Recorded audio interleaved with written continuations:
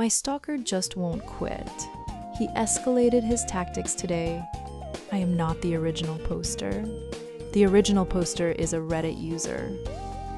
My stalker just won't quit. He escalated his tactics today. Originally posted to an online forum. Editor's note. The original poster previously had a Boru, male boss is clueless about pregnancy, posted by a user. Original post Aug 6, 2024. Early last year, I tried online dating for a brief period. I immediately regretted my decision. A whole lot of creepy DMs that I don't need to describe here. I made the mistake of using my real name on my profile on a local dating site. One dude who lives in my city immediately messaged me and started flexing about his net worth, expecting that in my awe I would automatically drop everything, quit my job, and let him take care of me. Nope, I love my job and would have no plans to quit for any man. The guy kept at it, making new profiles every time I would block him. Sometimes he would change his name, but he had a consistent writing style. Each message had similar mistakes since he's not a native English speaker. I ended up deleting my profile from that site entirely. He kept at it. He found my socials, a social network, a professional network, and started messaging me there. Blocked and blocked. But apparently he kept looking on the professional network anonymously and saw my post there that recently I was hiring for a direct report where I work. The position was filled 2 weeks ago, but the stalker dude just this morning showed up at my office and told the receptionist that he was there for his interview with me. I called security to have the guy escorted out. I will definitely get a security escort to my car when I go home today, just in case he decides to hang out. I'm still freaking out that he might follow me and discover where I live. Or 11th comment. A commenter. Yikes, sorry that some men are so crazy. Do you have a dog? Friends that you can check in with daily? This situation sucks. OP. I only have cats. And a roommate, also a woman, so she might be in danger too. Since the original dating site experience, I did end up finding a boyfriend, now my fiance, who works at a different company in the same building as me.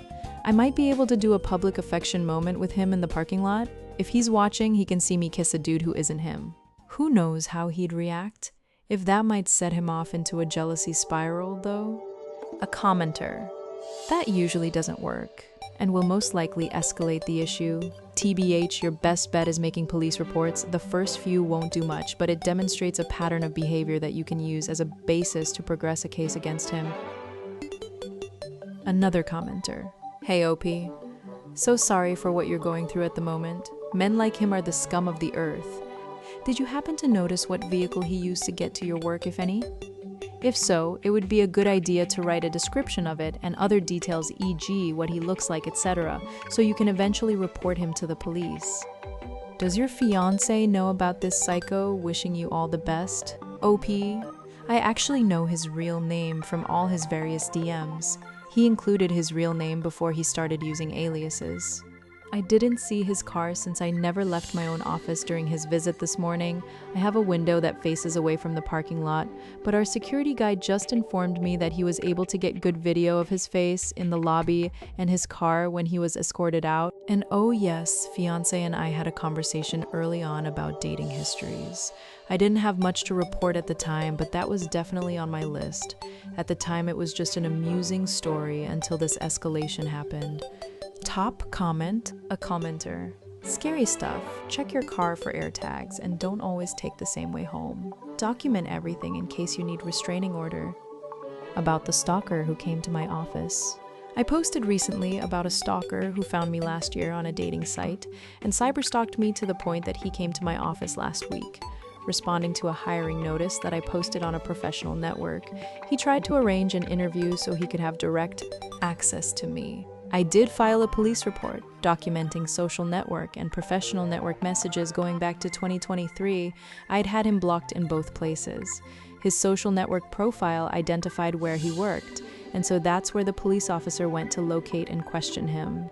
Turns out that he was in the country under a temporary work visa on a temporary work contract for a large employer in my city. You'd recognize the name.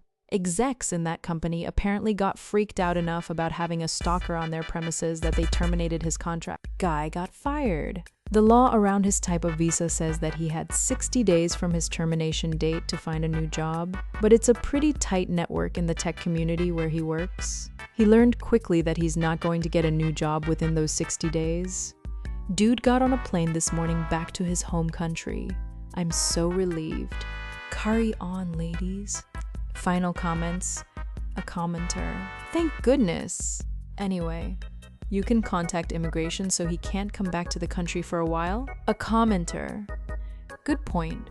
Crimes can count against you when you try to get a visa. Not sure about a police report without a conviction? OP. I learned he can come back to the country as a visitor with no visa required for up to 90 days. He might decide to stay past that and risk deportation. No way in heck would he qualify for a new work visa. I'm following through with the restraining order to make sure of that.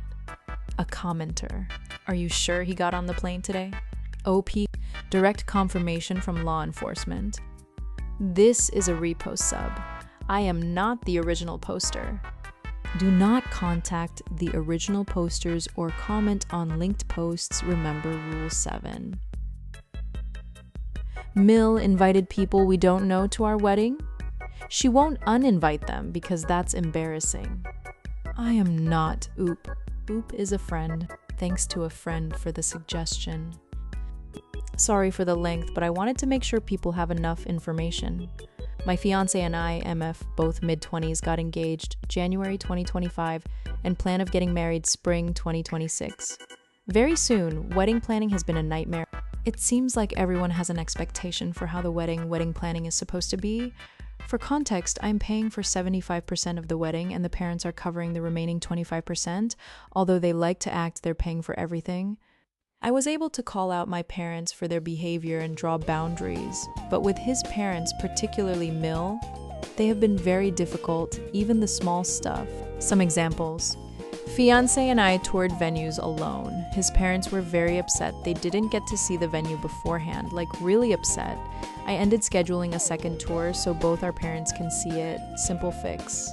I mentioned how I wanted to do wax seals on our invites and had already bought the supplies, but Mill was adamant I use different supplies and do the seals how she liked them.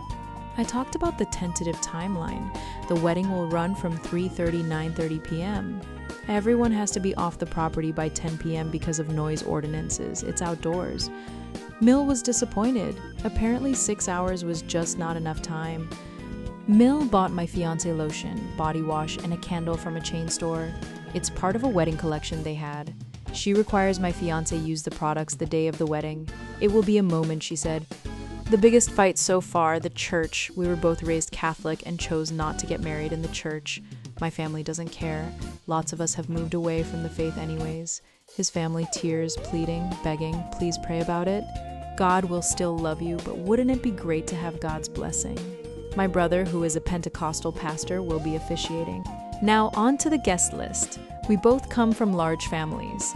That would put us at a guest list of 100 people for just the core group. Parents, siblings, grandparents, aunts, uncles, cousins, add in friends and selective plus ones, we'd get to around 150 people. That's plenty of people. My parents asked if they could invite some of their friends. Nope, not happening. We are full. They were a little mad, but didn't push the subject further. But then there's his parents. Unbeknownst to my fiance or me, Mill forwarded our save the date to several members of her extended family that we do not know. We only found out this past November. She asked to see the guest list during Thanksgiving to make sure everyone that needs to be invited is invited. Immediate red flag. We told her who was invited and then she began listing names we never heard of. We were confused and said they're not invited. She's visibly upset and starts arguing with fiancé, says that these are the most important people to her and she already invited them. He tells her it's not her place to invite people to our wedding. I stay out of it, but my face speaks for me. They go back and forth for a while, but it got nowhere. I signaled to my fiancé to let it go and we can talk about it later. We left the conversation telling Mill we'll talk about it after Thanksgiving. Well, we never talked about it. Fiancé tried to make a game plan with his dad, thinking if he can be on our side, it would make talking to his mom much easier, but they are both non-confrontational and wanted to ignore the entire situation. I guess Mill was crying to Phil about the guest list for a while. It was eating her alive. Phil got annoyed and fed up, texted fiancé to invite the additional people. Fiancé said no, but they won't let it go. I let fiancé know he should continue to handle it since it's his parents, but the second his parents involve me, I'll handle it. He doesn't want that to happen. 3 days ago it happened, she involved me. Mill texted fiancé and me in a group chat. Starts off strong. I have thought about the people in my life that really matter to me that I would like to be invited to your wedding. To put it short, she pulls the dead parents card, dad passed when she was 11 and mom when she was in her mid-20s, and talks about how these people are parts of her parents, claims they've been at every big family event. I haven't met these people in the past 7 years we've been together, and my fiancé says he's only met them a couple of times. She even said not everyone invited is going to make it, so there should be room to invite additional people. She's already invited them and they're so excited. She even sent them the hotel block information 7-8 weeks after we initially told her they weren't invited. It would be really embarrassing for her to uninvite them after all of that. She's praying we allow them at our wedding. His parents did offer to cover the additional costs. We since haven't responded. Here's my perspective. It's not about money, it's about respect. We've spent months now telling his parents how it's going to be, but they won't respect what we say. They worry more about how they feel. Mill is upset the wedding isn't how she pictured and Phil just wants her to be quiet. I empathize with Mill's situation and losing her parents all those years ago. I lost my mom 4 years ago and then my brother less than 2 years later. It stinks that there are people who can't be there and it's out of our control, but that doesn't mean she can require certain people be invited. She might be the mother of the groom, but she is a guest. Guests can't control how the wedding will be. She's already crossed so many boundaries and it's not my responsibility to fix the mistakes she made. I told my fiancé, since it's his family, he makes the decision and I will support him. He said he wants to give in just to make it all stop. But that sets the wrong precedent. He doesn't want these people there. He's not close enough with them, and if they were really that important, they would have been around more. He also doesn't want to start a marriage by ignoring my feelings and just doing what his mom says. He's torn and hurting. I've offered to be the one to respond as I promised so that I can take the heat. But he doesn't want to ruin the little chance I have at building a relationship with his mom. With that, how would you respond? We agreed any response needs to be in writing since most of our conversations have been verbal and misconstrued. Having it in writing makes it clearer. Should I mention that second venue tour I scheduled with the parents is in 3 days? Thanks in advance for whatever advice you can give. Relevant comments. Commenter 1. You should only allow Mill to invite her people if your folks can also do the same. But honestly, do you really want people you don't even know at your wedding? I caved to my Mill for my wedding and I still regret it. I've been married for 30 years, BTW. Oop. Funny enough. She says the same thing about her wedding, complains about how many friends and additional family each of their parents invited. She said it was overwhelming when we say this is exactly the same as what she experienced. She backtracks, commenter 2, oh god. Imagine what's gonna happen when kids come in the picture. Oop, don't even get me started on the kid convo. Did you know the entire point of marriage is to have children? No other reasons. Commenter 3. Your fiancé needs to take his balls back from his mother, who apparently keeps them in her purse. Yes, you can put it to bed, but is that the life you want? He doesn't like confrontation. Okay, and adults have to do lots of things we don't like without pushing our responsibilities off on others. Imagine how she will be if you have kids. Do you always want to be the enforcer? Do you always want to have to deal with the drama because your husband doesn't like to? That isn't fair to you. He needs to put his foot down and end this nonsense. Yes, you could do it, but guess what? So can he. He will grow from the experience. Let him do that. Oop. He's gotten much better about sticking up for himself, but certainly it's not been perfect. He struggles to have difficult conversations, especially because his parents don't argue with reason, just emotion. The idea of me being the enforcer has more to do with the fact that they can't argue with me the way they argue with him. They don't speak to us the same way. They'll keep pushing him and never listen. They are usually pretty quiet once I get involved. It's a weird dynamic. Commenter 4. I don't understand why brides allow anyone to dictate their wedding choices. For the love of Zeus, learn to say the word no and mean it. Use the wax seal if you want it. Tell her she will uninvite her unapproved guests or they will be turned away at the door by the security you are hiring, and then do just that. You're getting married, so presumably you're adults. Start acting like it. Oop. The problem is they don't understand the meaning of no. It's not in their dictionary. We've said it multiple times, but it just doesn't click. Wax seals? Yeah, I appeased her for the time, and then went home and made the invites how I wanted them. The candle lotion stuff? We've already burnt the candle. Nice scent. We'll just happen to forget the other things at home the day of the wedding. Oops. The church venue issues? Well, I already paid the venue, so can't change it now. The guest list thing is just something less out of our control in terms of how the response will be. I don't have the contact information of the people she invited, so it's not like I can tell them myself. What if these people show up even after confirming several times they weren't invited? Then it turns into this huge dramatic moment that was avoidable if his parents knew what no meant. We just want to avoid a massive family blow-up at the wedding. Commenter 5. Are you sending out paper invitations? If so, just don't send them one. You won't receive an RSVP back from them. Obviously, they may still get the wedding details from Mill, but I cannot imagine going to a wedding I didn't get an actual invitation for. Oop, I already sent out paper invites. Obviously, these people will not receive one. We have an online RSVP on our wedding website, and they won't be able to because their names don't show up on the guest list, but people are unpredictable. I hope common sense would tell them they're not invited based on the fact they didn't receive an invite, but I fear Mill's persistency might give them the wrong impression. Some people commented that my fiancé clearly told me he wants to invite them, and I didn't support his decision, so I asked him to clarify his position to make sure I didn't misunderstand him. He said, she can go freak herself. Crass, but gets the point across. Asked him what he meant when he previously mentioned just giving in to her request, and he said instinctually he just wants to give in. That's how he was raised. But realistically, he thinks it's unfair of her to put us in this position and she shouldn't get her way. She's manipulated him in the past and he wants to end the cycle. Commenter 6.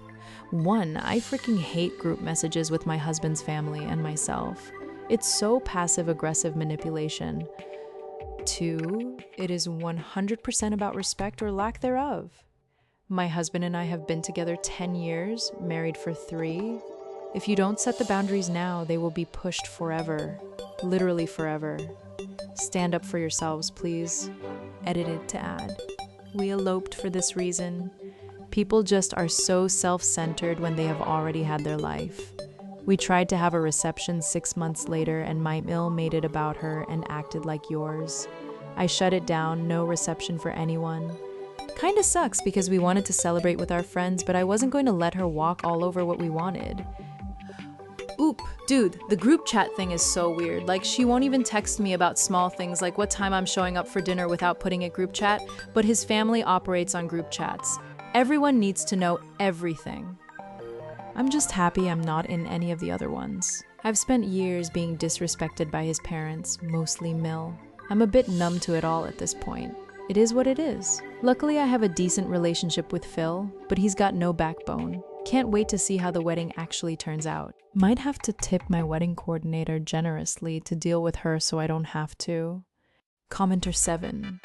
Maybe I'm in the minority. What Mill is doing is wrong. But in the grand scheme, if she's paying for her additional guests, is it the worst thing in the world to just roll with it? My parents invited some friends of theirs. I barely knew, but they wanted to share the joy with people they were close to, and it didn't bother me or take away from the day in the slightest. I do think no means no, but why start your marriage in a contentious place with the in-laws when it's really not that big of a deal? Just my 2 cents. Oop, I get your point. Here's some context that might clear things up. I didn't mention this in the post, but when we first got engaged, my fiancé had spoke with his parents about wedding expectations, including the guest list. He mentioned we planned on keeping the guest list simple since it was already sizable with just those we want to invite. They thought it was valid, even talked about their experience on their wedding when their own parents invited a bunch of people they didn't know. Mill complains about it and said it was so overwhelming for her. Seemed like everyone was on the same page about how we were going about the guest list. Flash forward to a few months ago, we find out she invited people we don't know and didn't ask if she could. Just expected she could. It was like that earlier conversation never happened. Brought up her experience at her wedding and she backtracks. I think it's less about a guest list and more about wanting things her way. We're not having the wedding the way she wants it, so she's trying to find means to get her way in some capacity. On top of that, I've told my own parents they couldn't invite friends, people we actually know. Feels weird to hold a standard to one family but not the other. Hi everyone! It's been a few months and I figured I could provide a bit of an update. The biggest update is we got married. It was such an amazing day and went just as we had planned. We're still in awe of how perfect it was for us. We don't regret a thing, except our DJ, but that's a story for another time. In regards to dealing with Mill and her guest list requests, the day after my initial post, my now husband sent a short text to both of his parents saying her extended family wasn't invited, and we were done having the conversation. Added in that we were disappointed with their behavior and that they caused unnecessary stress. The response was interesting. Mill just responded saying she invited these people because we said it was okay in prior conversations. That never happened, and she has always been supportive of the wedding. That was never a concern, but now it is. There were no apologies, but we weren't expecting any. She also never said she would uninvite her guests, but we can confirm they did not come to the wedding. His dad even made a comment about how selective the guest list was in his speech, tried to make it sound like everyone there should feel special they got an invite. Such a classy guy. Responses to common comments. How many people did she invite? We don't actually know. She was vague and told people different things. The text to us made it seem like she sent an open invite to her extended family and their families. How many people that includes is a mystery. Higher security.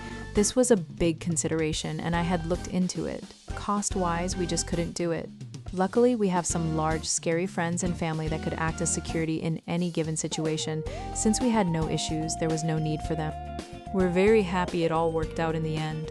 Just say no and have the wedding you want. That was always going to happen, and it did.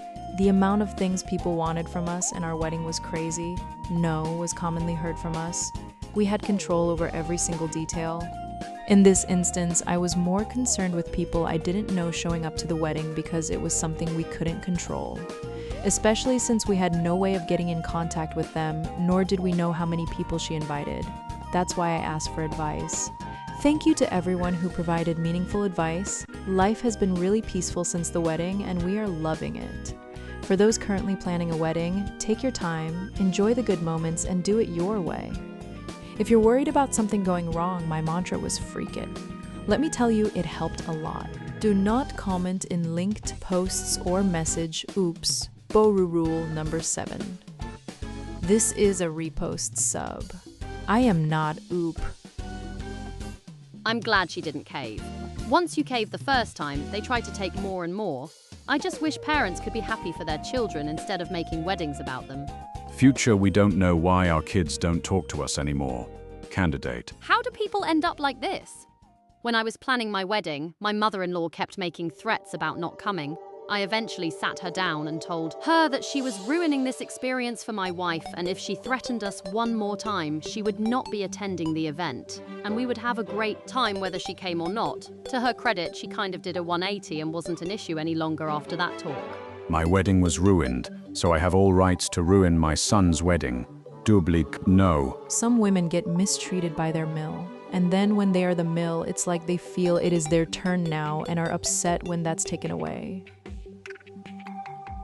Ere Ea for missing the birth of my child because of work. Status. No further updates from OP.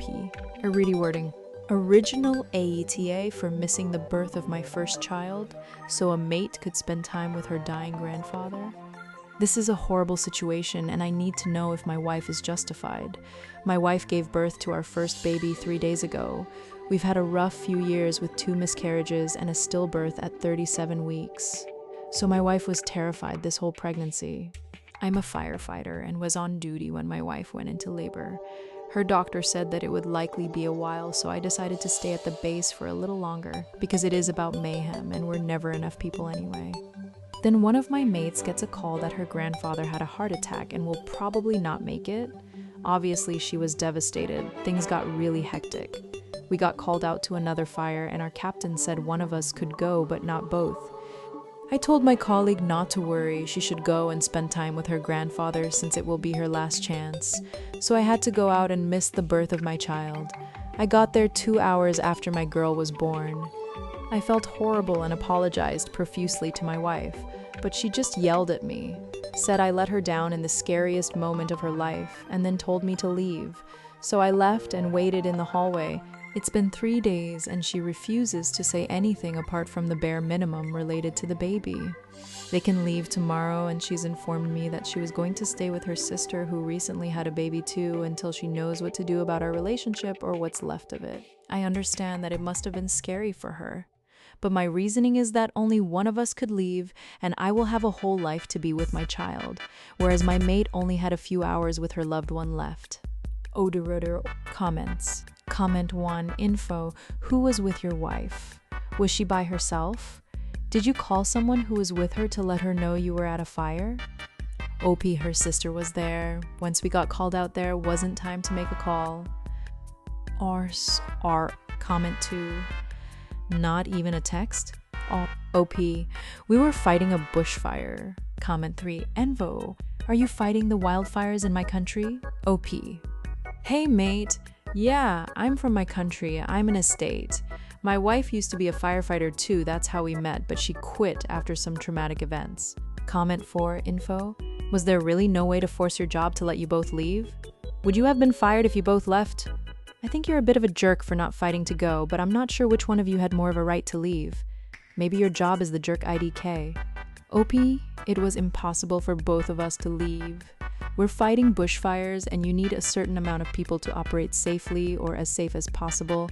Comment 5, why didn't you try and get someone else to come in or tell your captain you need him to call someone in?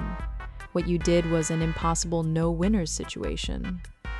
You did a kind thing for your friend, but your wife is completely justified, and I don't even know what you can do to make this right. OP, there was no one else to be called in. Everyone is out trying to get the bushfires under control. I stayed there hoping that by the time we got called out again, another crew would be back already so that someone could go with mine, but that wasn't the case. Art.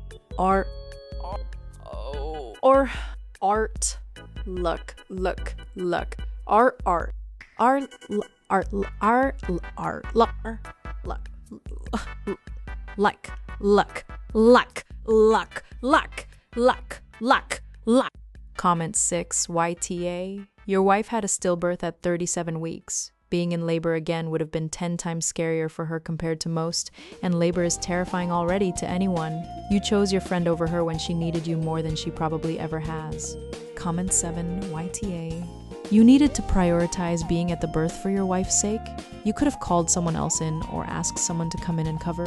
You didn't even try to be there, and your wife is reacting to you showing her where your priorities are, not with her. Comment 8. Why do you think it was the OP's responsibility to call someone else in? My judgment was that the captain was the jerk. BC, they should have called in someone else for coverage. The captain should be looking out for their firefighters.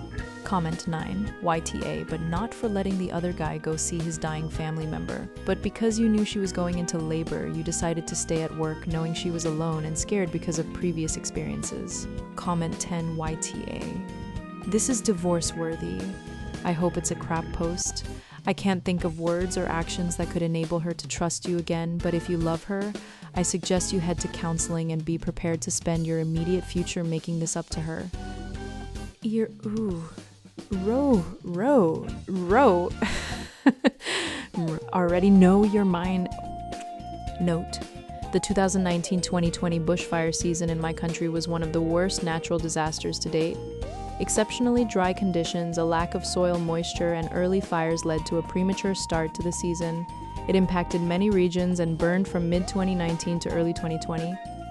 The season's damage was unprecedented in terms of total area burned and impact on livestock and wildlife populations. And a reparator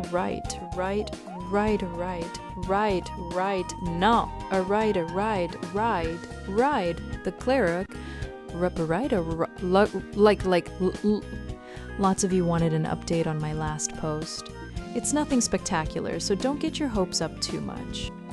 Many of you said how it wasn't about being there for the baby, but that I should have been there for my wife. You were absolutely right. I acknowledged my mistakes and apologized to my wife. I suggested we get therapy and she agreed.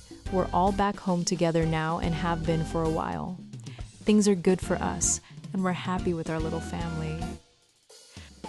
For those of you who suspected that I cheated with my workmate, you were wrong. I may have been a jerk in how I dealt with my wife giving birth, but I would never cheat. I love my wife very much, and I'm happy she's given me another chance and intend on being the best husband and dad that my family could wish for.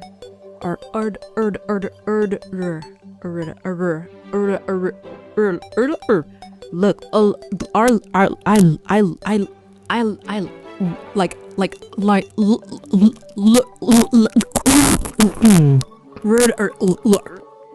Comments.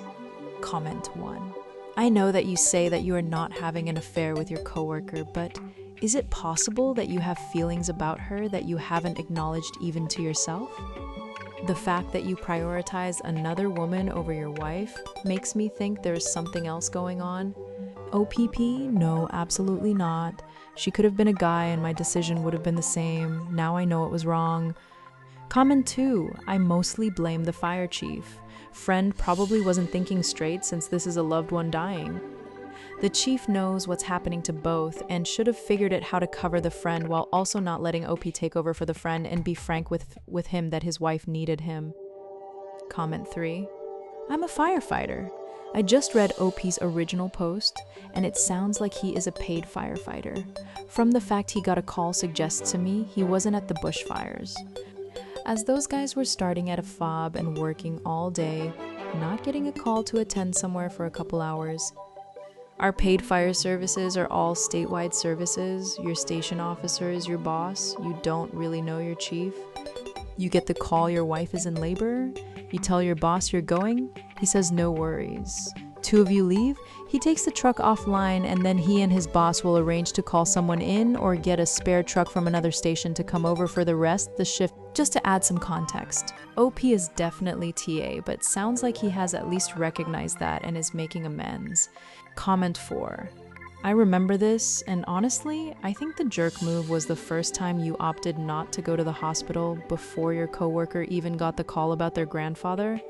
I do maintain my position that once you got to the point of having to make the choice between be there for the birth or let coworkers say goodbye to their grandfather, it was a tremendously lousy situation where I couldn't blame you either way, and the jerk would depend on what happened when the situation cooled. Being mad, even infuriated, is completely understandable, but this was not a reason to end a marriage.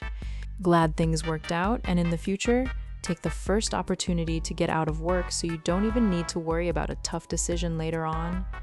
Comment 5. An apology wouldn't have been enough for me. I would never forgive something like this. I would feel that it says too much about how you feel about me. You are very fortunate she is giving you a second chance. Make the most of it. Comment 6. Wow. Your wife is a better person than me. Comment 7. So I'm confused. What was OP supposed to do? Just quit and walk out. Leave whoever is in the fire to die. Stop someone from seeing their relative for the last time? I get the wife is mad, but what is honestly the right choice here? OP get a lifetime to spend with his daughter and wife. The colleague, not so much. This overwhelming jerk verdict doesn't make sense to me. Comment 8. I don't know, man. I feel like this is so much less black and white than people are making it out to be. I don't think OP is selfish or a jerk, but was just stuck in a lousy lose-lose situation. Nobody said he didn't want to be there. He's a firefighter during a crisis, for goodness sake, and him being there is literally saving lives. He sacrificed seeing the birth of his own child, so another person can be there for their relative in their final moments of life. It's possible the grandparent would have been alone otherwise. It's a lousy situation, and I feel so terribly bad for the wife, and I'm not saying that what OP did was right, but emo, there isn't any good option. But I think people are failing to see this in OP's eyes. Although I would have went to see my wife, OP had no bad intentions. The ready are Reminder, I am not OP. Do not comment on original post or harass OP. Please remember the no brigading rule and to be civil in the comments. This one is tough, cuz while I do understand the wife a lot, the country's fire season is no joke. Those bushfires that year were Armageddon. Our Prime Minister copped hell for not coming back from his holidays because of them. TBH, I wish he'd never come back. We had our defense forces evacuating people. I was crying with the devastation and death of so much bushland and animals. Our bushfires can be so bad. We have crews from other countries who come over to help, thank you. And then hell broke loose a few months later with COVID.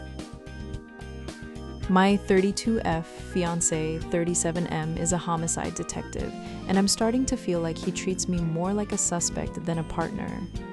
I am not Oop. Oop is Throw R Sorbet 1941. Originally posted to Relationship Advice. My 32F fiancé 37M is a homicide detective, and I'm starting to feel like he treats me more like a suspect than a partner.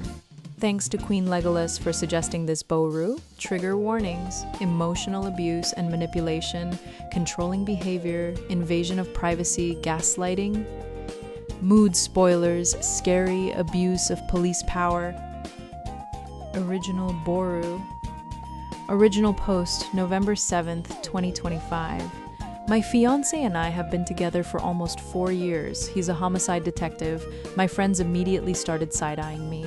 They said, don't date a cop, it's not worth it, they're all abusive, etc. None of them have ever actually dated a cop, so I found their opinions more annoying than anything else.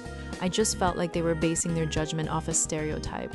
My mom said similar things, but she dated a cop who was former military with PTSD like 49 years ago and based everything off that. Lately though, a few things have started to bother me. I don't know if it's just that these incidents seem to be more frequent, or if I was just willfully blind to it before. I'm just bothered by these things now. He records our arguments. I've known about that for a while. He told me it was to make sure we remember things correctly and communicate better, and I believed him at first. I didn't like it, and I thought it was petty and stupid. I asked him if he saved the recordings, and he said he deletes them once the argument was resolved. I've since found a folder on his computer labeled with dates and times, and they're recordings of arguments or other conversations we've had going back over a year. He notices tiny changes in my behavior and asks questions in a way that feels more like an interrogation than concern. I also recently discovered he's done background checks on some of my friends and coworkers. Sometimes his phone buzzes and he steps out for hours without explanation, but he just says he's handling work stuff whenever I ask. He makes cryptic comments like, you know, I only trust what I can verify, or I like to know everything that might matter when it comes to things between us, not strictly talking about work. Then he laughs it off, but the words stick. It's hard to tell when he's joking and when he's serious. I love him, but it's like sometimes I feel like he's treating me like I'm some sort of suspect. He doesn't seem to trust anyone, including me. Every little disagreement feels like it could be evidence.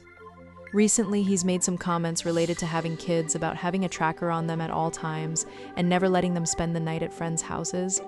This came after I told him that people at work were saying their kids don't have sleepovers like we used to have. He said he'll never let his kids spend the night at somebody else's house and that he'll do background checks on every parent of our kids' friends and teachers. I feel like these sort of comments are becoming more frequent and it's just escalating. How do I handle this with him? How do I discuss this in a way that won't just turn into a dumb argument that he inevitably records for no good reason? I honestly don't know how to bring this up to him.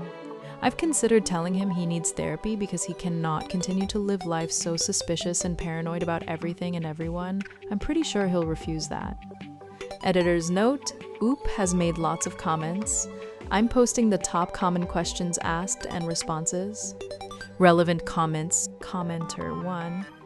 So he's controlling and suspicious, which are precursors for coercive control and abuse. People warned you.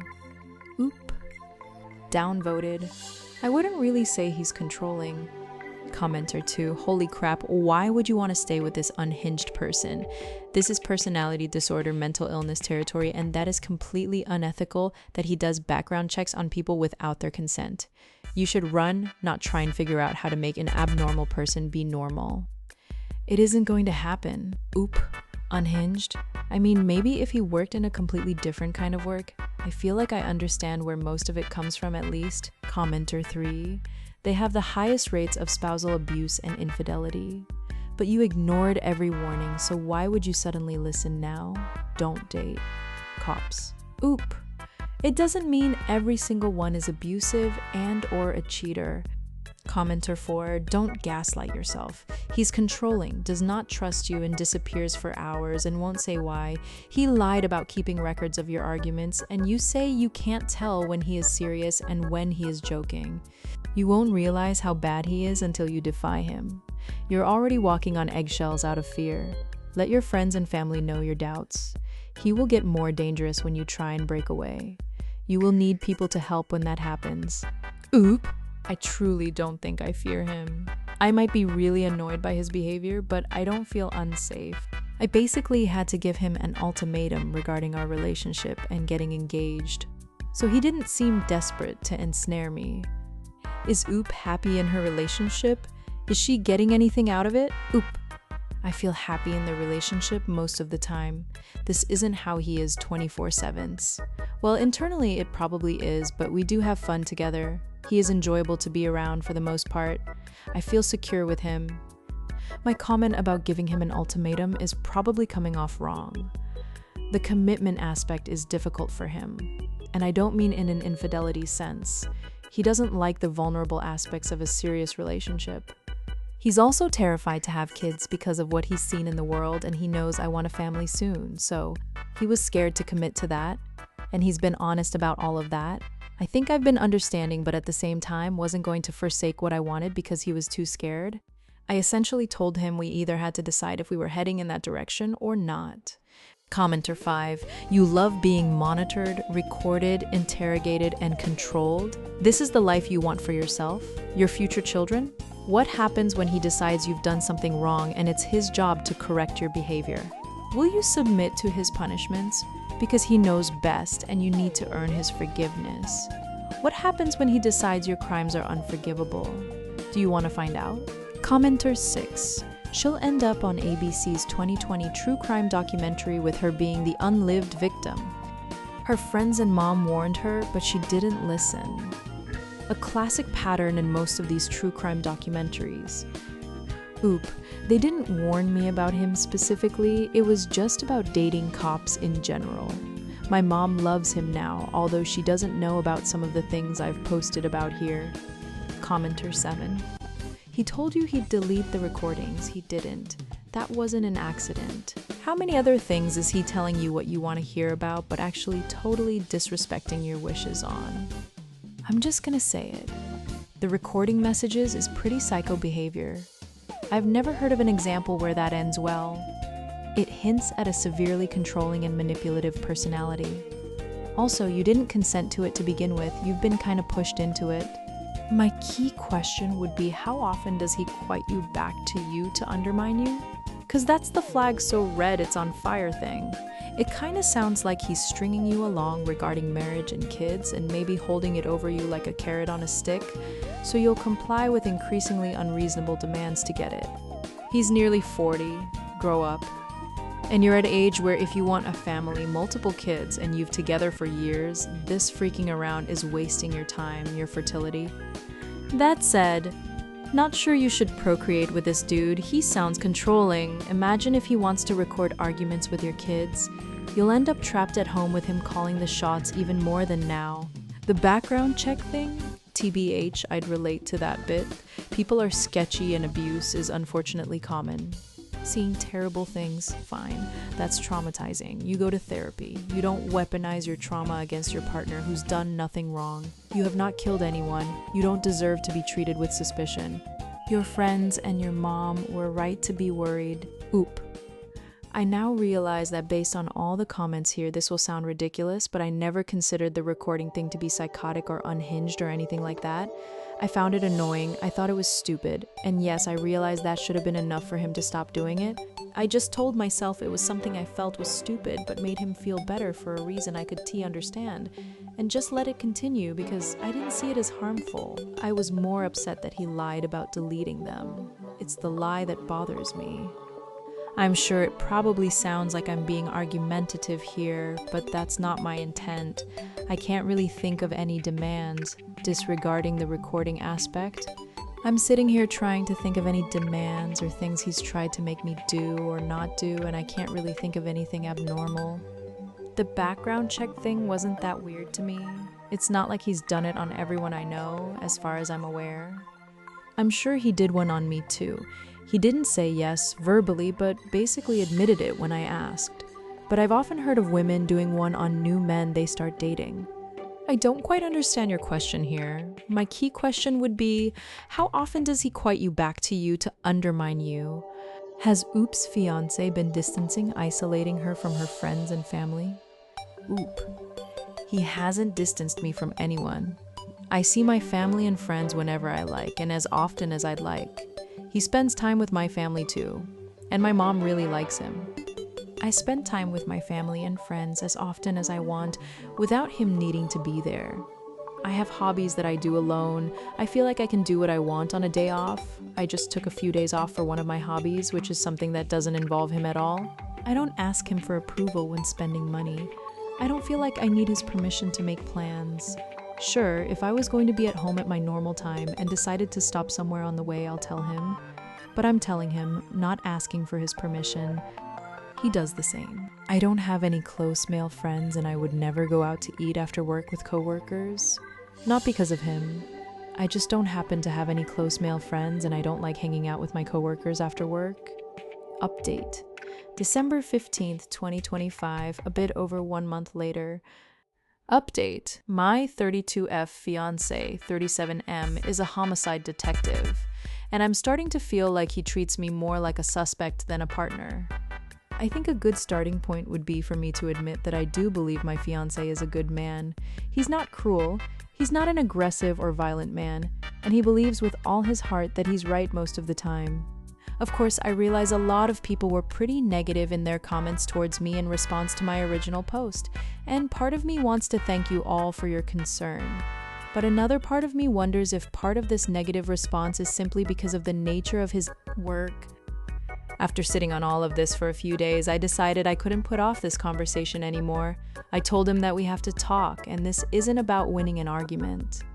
I began with the recordings. I told him I knew he had been stockpiling arguments with our friends going all the way back a year ago and how it makes me feel violated and threatened. He did not deny this. He explained to me why he holds them, in case things ever get twisted, and protecting himself. To hear my fiancé speak of our relationship in a way that implies he considers our life a potential lawsuit threatened me.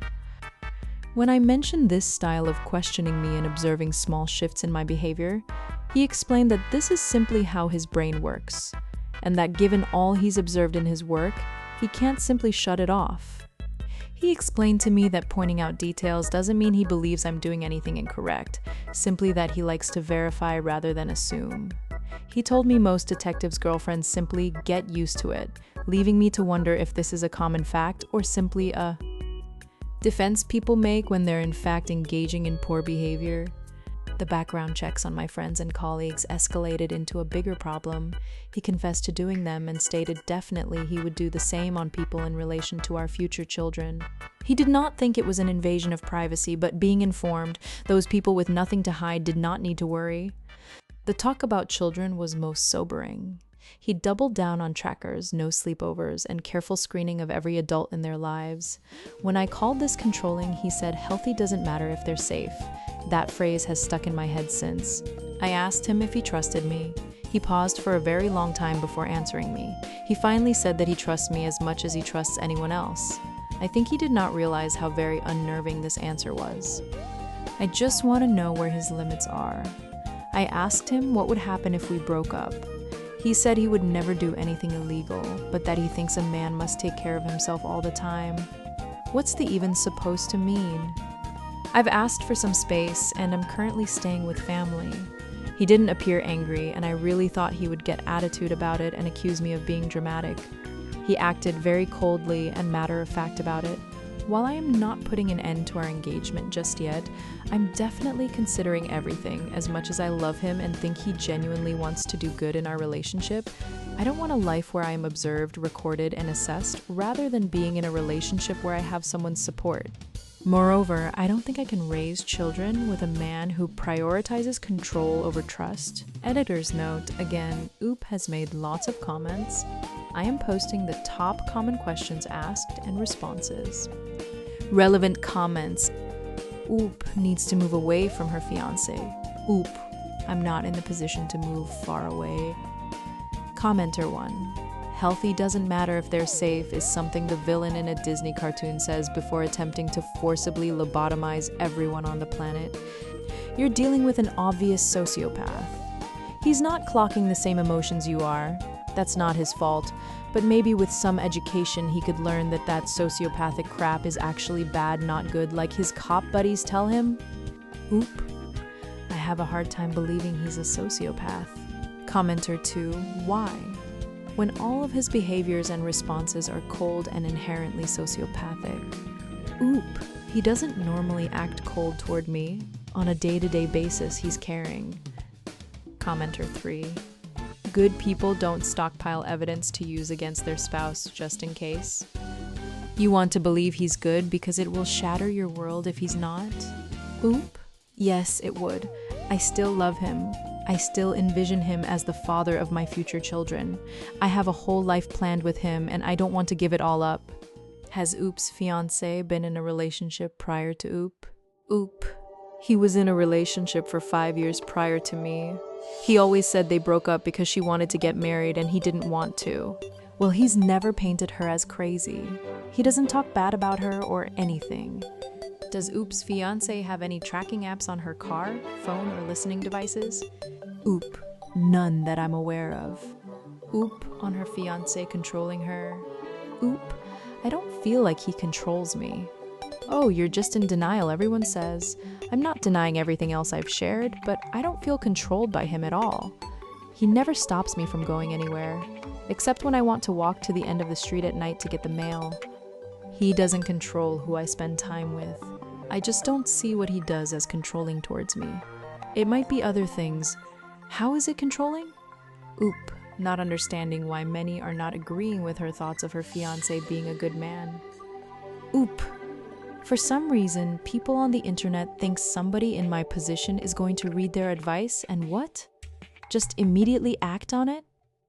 People get mad that they give advice and the person listening doesn't immediately make the decision to completely change most aspects of their life within a few hours of receiving that advice. You have to remember, I'm in it. I've been in a relationship with him, live with him, am engaged to him. He's 100% bad to everyone here, but it's a lot more complicated for me, the person who actually knows him and loves him. I get that to people here. It's like, why haven't you already left him? But it's a lot easier for somebody not actually in the situation to say that, and it's a lot more black and white for those not in the situation too. Comments like yours are not helpful though. If you're trying to be helpful, please know they make somebody like me more defensive. They don't make me want to listen to anything you have to say. I'm not living with him right now. I'm evaluating things. I've put some distance between us. It's not like I said, yeah, so I decided to go off my birth control and I'm trying to get pregnant now. We haven't even slept together in weeks, let alone me actually having a child with him anytime soon. I've spent years picturing us having a family together. It's not so easy to just erase all of that in my mind or heart. I think some people would be able to understand that I can feel that way while still questioning whether I should or would actually have children with him. Oop on her thoughts of having children with her fiancé, and if she would let her future children be under his control. Oop, while I do think his vision is parenting is somewhat paranoid and has great risk of crossing over into controlling, the specific things he's talking about aren't really that crazy though. How many parents track their kids' location using their phones just for safety purposes? If your child is spending a lot of time around and in the care of other adults, being driven around by other adults, etc., is a background check really abusive? It might be extreme to many of us, but I don't think it's abusive toward the children involved. God forbid you find out somebody who might be regularly transporting your kid has a history of DUI or a very bad driving record. The no sleepovers thing, while I don't agree with it, also doesn't seem actually abusive. I grew up having sleepovers with friends either at my house or at theirs almost every weekend. So I can't imagine being a kid and not having that experience, but I've come to learn that it's actually sadly become a lot more common to not allow sleepovers. He's even said his kids could go to somebody's house, and yes, we obviously all know he'd have background checked the parents, but he would pick them up at like 1000 overnight. So while yes, this is a bit paranoid and controlling, and he and I definitely have differences in opinion about some of these things related to kids, I don't necessarily see how it can be construed as abusive, especially when you're talking about kids in grade school, middle school. Does anyone in Oop's life know about the background checks that her fiancé did? Oop? No, I've never told anyone about the background checks. He's never admitted to doing one on every single person we know, just people he find questionable and some coworkers of mine he was concerned about. And yeah, I get that what he admits to doesn't mean it's the truth. New update. My 33F husband, 37M, is a homicide detective, and I'm worried his job is consuming him again now that I'm pregnant. May 8th, 2026, 5 months from last post. About 6 months ago, I posted here because I felt like my fiancé treated me more like a suspect than a partner because of how much his job affected him. He's a homicide detective and had become extremely suspicious, hypervigilant, anxious, controlling about safety, recorded our arguments, etc. We got married in mid-April as planned, so he's my husband now. Sometime in January, I finally told him very directly that things could not continue the way they were. I told him he needed to either seriously address how much this job was affecting him, or reconsider the kind of work he was doing.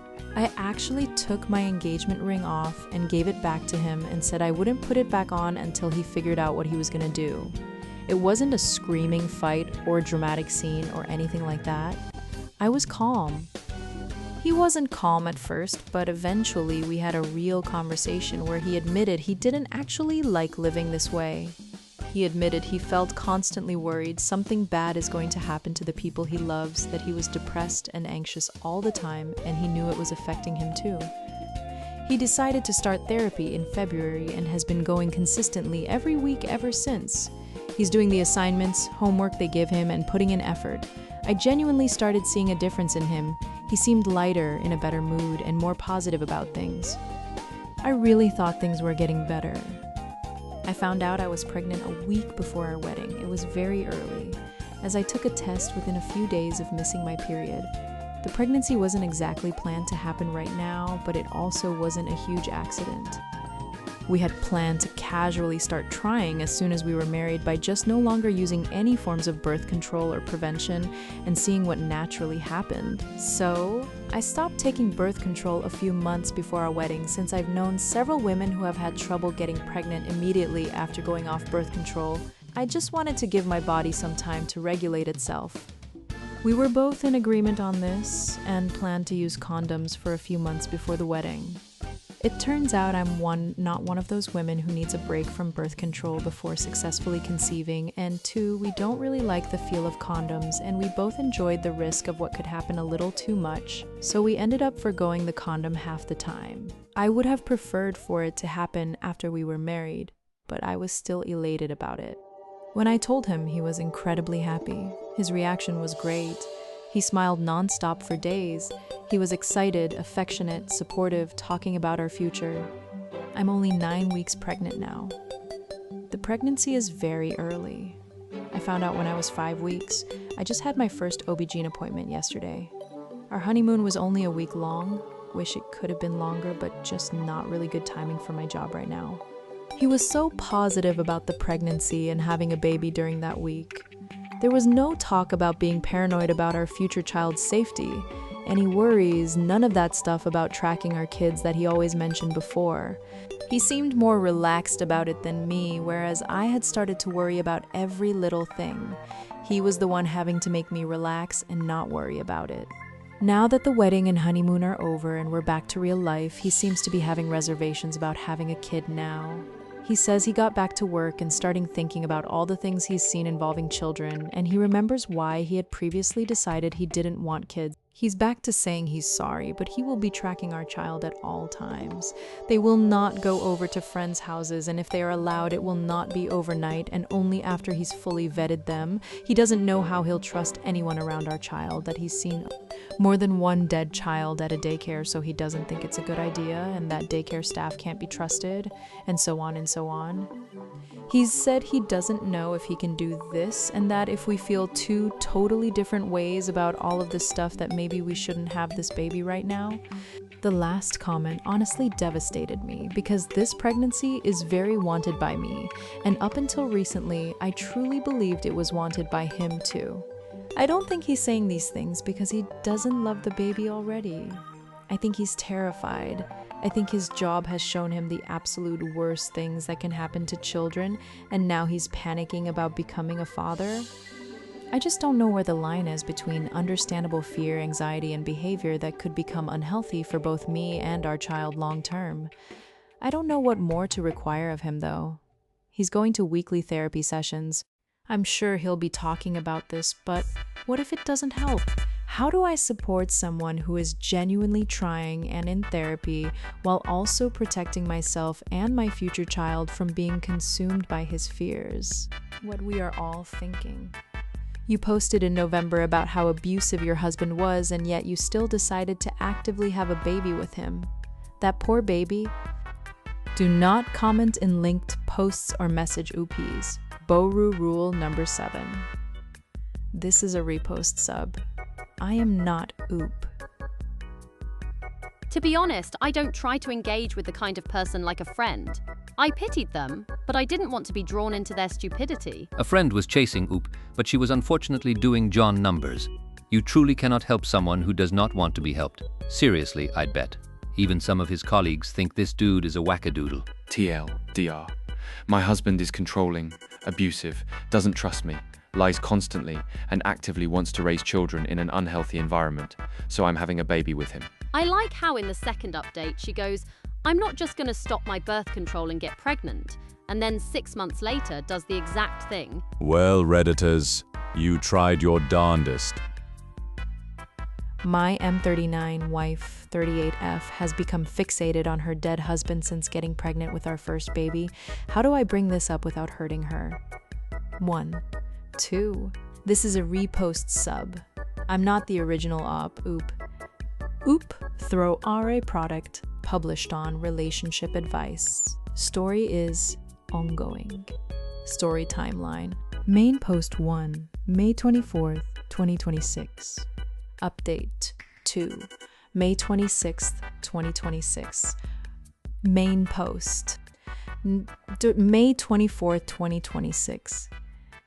My M39 wife, 38F, has become fixated on her dead husband since getting pregnant with our first baby. How do I bring this up without hurting her? 1. My wife and I have been together for almost 4 years and married for a year. She's 16 weeks pregnant with our first baby. Since becoming pregnant, she seems to have become sort of fixated on her deceased first husband, and I don't know how to talk about this with her without hurting her or making it sound like I'm jealous of a dead guy. Her first husband died in a motorcycle accident in late 2020. He was only 34. They had been trying for a baby at the time. She wasn't looking for a relationship when we started dating. She lived around the corner from my parents and walked her dog every morning and every night. My parents became friendly with her and decided that they should play matchmaker after I made a comment about thinking she was really cute when I was over at their house one day and saw her walking her dog. She was really open with me about everything that had happened with her first husband. I understood that it was a huge part of her life and never expected her to erase that part of her history or pretend like he never existed. He has come up occasionally, but not constantly. It seemed normal to me. Something has changed since she got pregnant. At least, I think it's only been happening since then. I've noticed her frequently looking at old pictures of him on her phone, looking him up online, and just sitting here looking at the street view of the house they used to share. She's bringing him up a lot more often, just making a lot of offhanded comments about things they did together. This week she asked if we could use his name for our baby's middle name. We are probably not going to find out if it's a boy or girl until they're born, but his name was unisex, so could go either way. She said she knows not the first name, like she's really prefer to ask for that, but knows that'd be going too far. I told her I'd have to think about it, but inside my initial reaction was absolutely not. I genuinely feel terrible for this guy. He honestly sounds like somebody I'd like to hang out with. What happened to him is unfair. I guess I should be happy because I'm alive. I have a wife I love. We're starting a family, and this poor guy isn't gonna have any of that. So is it really a big deal if I let her use his name? It's just weird and sort of hurtful for me though. This should be a happy time for us, but for some reason she's being pulled back into all of her memories of him. I want to bring it up to her. I don't think she realizes I've seen what she's been looking at on her phone every day. I've not been snooping. When she's sitting so that I can see her phone when she's using it, it's hard to miss what she's looking at. She's been extremely emotional for the past 4 months, so I'm worried that bringing this up won't go over well and I don't want to upset her. I also don't want to come across as an insecure jerk who is jealous of a dead man. How can I bring all of this up with her in the most sensitive way possible while also not just giving in to this whole name thing just because I feel bad? Extra context in the comments. She didn't get any professional help. She's very resistant to it. I've never tried to push her to do it, and on the outside, she seemed to be handling it okay. I've let her know that it's okay to go to therapy, just tried to get rid of some sort of stigma she seems to feel about it. I think that comes from her family. Her parents didn't intervene to find her a new relationship. It was my parents that did, but they didn't know what had happened to her. After he died, she ended up selling their house because it was too sad for her being there alone, and she couldn't afford the mortgage all on her own. She bought a smaller house on her own, and that house happened to be around the corner from my parents' house. She walked her dog twice a day, every day, and she'd pass my parents' house each time. My parents are retired and the type of people that want to strike up a conversation with everyone, so they became friendly with her, and she'd usually stop and talk to them for a few minutes on her walks if they were outside. I made no secret them that I thought she and her little dog were really cute, so my parents decided to get involved, set us up to have to talk to each other one day.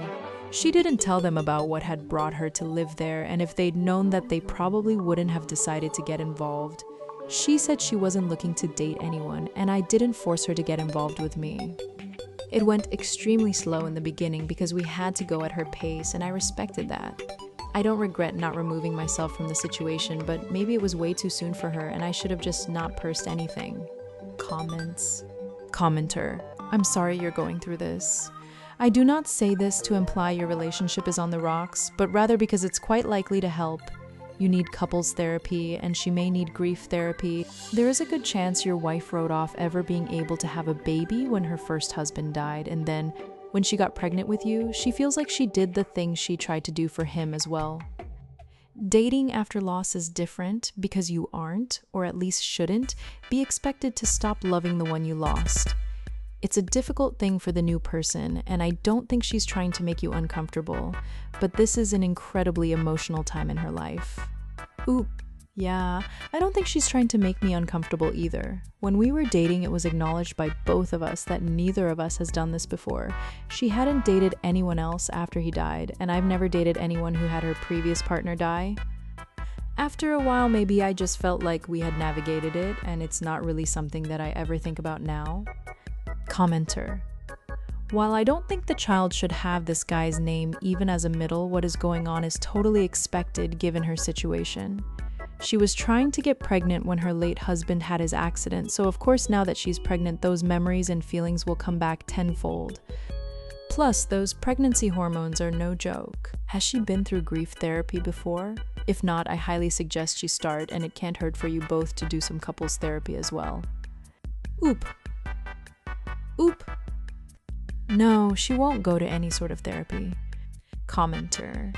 While I don't think the child should have this guy's name even as a middle, what is going on is totally expected given her situation. She was trying to get pregnant when her late husband had his accident, so of course now that she's pregnant, those memories and feelings will come back tenfold. Plus, those pregnancy hormones are no joke. Has she been through grief therapy before? If not, I highly suggest she start, and it can't hurt for you both to do some couples therapy as well. Commenter. Exactly. A lot of people don't understand that this isn't a breakup. She did not willingly leave this man. She was forced out of that relationship by circumstances outside of their control. That changes things. It means you don't ever get over them the same way you would after a breakup. The reality is, when you date a widower, you kind of are the second choice, and that's hard for a lot of people to grapple with. If he hadn't died, she would be having his babies right now. Of course, her mind's gonna go straight back to him. I think it's reasonable to say no to the name, and I also think therapy could be useful here. Oop, I think you've nailed it, and I totally understand it. I was a little nervous going into the relationship at first after she told me everything, but I'm pretty secure in myself and felt like I could respect that whole situation, and I still felt like she was choosing me. It's not like she was desperately trying to find somebody to date or marry and have kids with just to do it. She wasn't even looking to start dating when we met.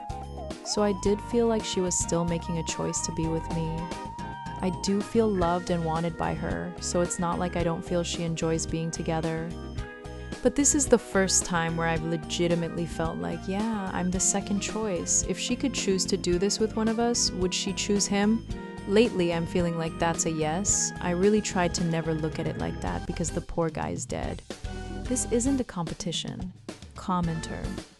I wonder how long she had been with the late husband. Oop. They were together 8 years, but knew each other since they were kids.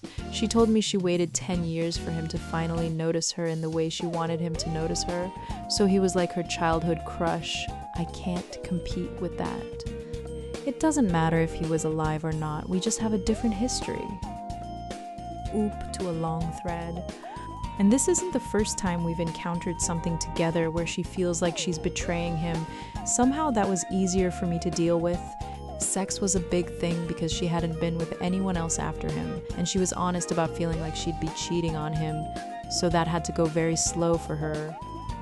It wasn't so difficult to be respectful of that and be patient, but then again, it was much earlier in our relationship. Update. No through the May 26, 2026. My M39 wife, 38F, has become fixated on her dead husband since getting pregnant with our first baby.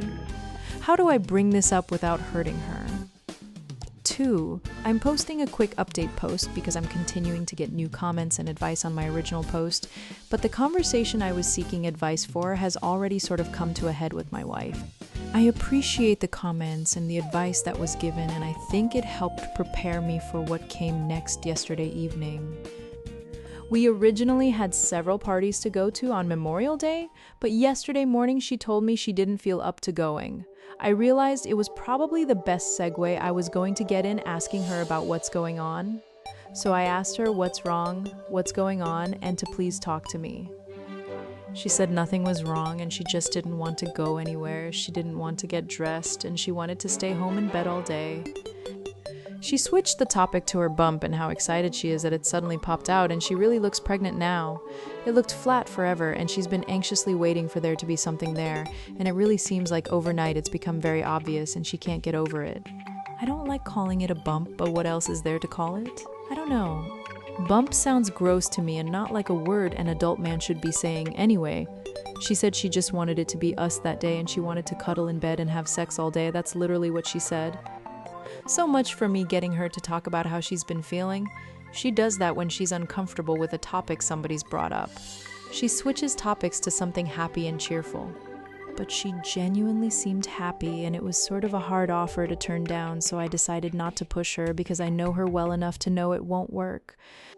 Later in the afternoon, she decided to get up and take a shower. When she got out, she told me she didn't want me to be mad, but she really felt like she wanted to go over to her former husband's parents' house to tell them about the baby. She felt like she should tell them in person and like it was just something she needed to do. We hadn't talked about him or the name or anything that day, but obviously this has been on her mind and maybe she was feeling guilt about how his family might feel. I've met his parents, they're super cool. Well, his dad's a little scary and threatened to kill me if I hurt her, but you can tell they genuinely love her and she's part of that family. I asked her if she wanted me to come with her. I wasn't trying to force myself into the situation, but wanted to offer just in case she wanted my support. I didn't felt like I needed to be there. She said she just wanted to go alone and I was fine with that. She was gone for several hours. When she came home, her face and eyes were all red and puffy, and as soon as she walked in the door, she hugged me and just started sobbing and apologizing and saying she was so sorry. This isn't fair to me. She doesn't want to hurt me, but she misses him so bad right now, and she can't stop thinking about him, doesn't know why. I told her I know that I noticed and it's okay. I can't pretend to fully understand it because I'm not her and I've never been in her position. I felt like she wanted to talk but didn't want to say too much to me because she didn't want to hurt me. I asked her if she wanted to talk about what happened at his parents' house. She said both of his parents were so happy for us. They both cried. She cried about how much she missed him and that they were saying really nice things about me. She said she just had to feel close to him and she can't imagine how horrible that is for me to hear. She gave most of his stuff to his parents once we moved in together. I didn't make her give away his belongings. She held on to everything after he died, literally anything and everything, and it would have been awkward living amongst all his things. I mean, she still had his 3 motorcycles, including the one he died on, sitting in her garage at that time, so I'm not just talking some little mementos or clothes. She said she was ready to release those things at the time. She gave the motorcycles to his parents because they had the room to store them, and his dad rides so they wouldn't just waste away. That was something special between him and his dad, so she knew they'd be taken care of. She told me she asked to see his bikes when she was over at his parents' house because that was like his second greatest love and they were custom made and everything. She started sobbing all over again, telling me they got rid of the one he died on. She wishes they would have told her. It was too hard for them to see it every day and it wasn't operable. So they kept the other 2 but got rid of that one. She just sat sobbing, saying it wasn't fair that they didn't tell her and wanted it. She doesn't ride motorcycles, BT at you.